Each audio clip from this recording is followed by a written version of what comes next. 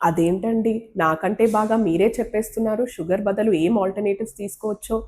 కొందరేమో తాటి బెల్లం అని, ఇంకొంతమందేమో స్టీవియా మంక్ ఫ్రూట్ జ్యూస్ అని, ఇంకొంతమందేమో షుగర్ ఫ్రీ టాబ్లెట్స్ అని. Hello everyone, I'm doctor Deeksha from Deeksha clinic, Habsiguda, Hyderabad. మరి మేడం ఎందుకు ఇవన్నీ సజెస్ట్ చేయట్లేదు అనుకుంటున్నారా? ఎందుకంటే ప్రాబ్లం ఈ పదార్థాలవి కాదు, ప్రాబ్లం తీయతనం, అంటే స్వీట్ టేస్ట్ది. మీకు తెలుసా, ఇప్పుడే పుట్టిన బేబీస్ కూడా తీయతనాన్ని ఈజీగా యాక్సెప్ట్ చేస్తాయని?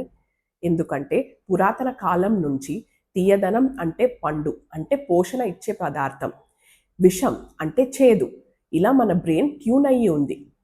సో అందుకనే తీయతనాన్ని తిన్న ప్రతిసారి మన బాడీలో ఒక కెమికల్ రిలీజ్ అవుతుంది, డోపమీన్ అని. దీనివల్ల సంతోషం అనేది బాడీలో పెరుగుతుంది. సో ఎవరైనా సంతోషాన్నే కోరుకుంటారు కదండి. అందుకనే షుగర్ తోటి క్రేవింగ్ స్టార్ట్ అవుతాయి. సో నా 3 స్టెప్స్ని ఫాలో కండి. ఫస్ట్, మీరు తినే బ్రేక్ఫాస్ట్, లంచ్, డిన్నర్, ఈ 3 పూటల ఆహారం చాలా ప్రోటీన్ రిచ్ ఇంకా ఫైబర్ రిచ్గా తీసుకోండి.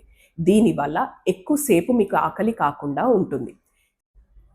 సెకండ్, మీకు షుగర్ తినాలి అనిపించిన ప్రతిసారి డైవర్ట్ చేసుకోండి. ఐదర్ వాకింగ్కి వెళ్ళండి, మీ ఫేవరెట్ హాబీని చెయ్యండి, మీ కుక్కతోటి ఆడుకోండి. ఏదో ఒకటి చేసి ఒక 2 to 3 వీక్స్ మాత్రం షుగర్ నుంచి దూరంగా ఉండండి. ఇలా చేస్తే క్రేవింగ్స్ ఆటోమేటిక్గా తగ్గుతాయి. థర్డ్, ఎక్కువసేపు ఆకలితోటి ఉండకండి. హెల్తీ స్నాక్స్ తీసుకోవచ్చు. Boiled chana, boiled peanut, makhana, చాలా ఆప్షన్స్ ఉన్నాయి. And lastly, sugar or sugar ఆల్టర్నేటివ్స్ని హద్దు మీరి తీసుకోకండి. Moderation is key. Thank you.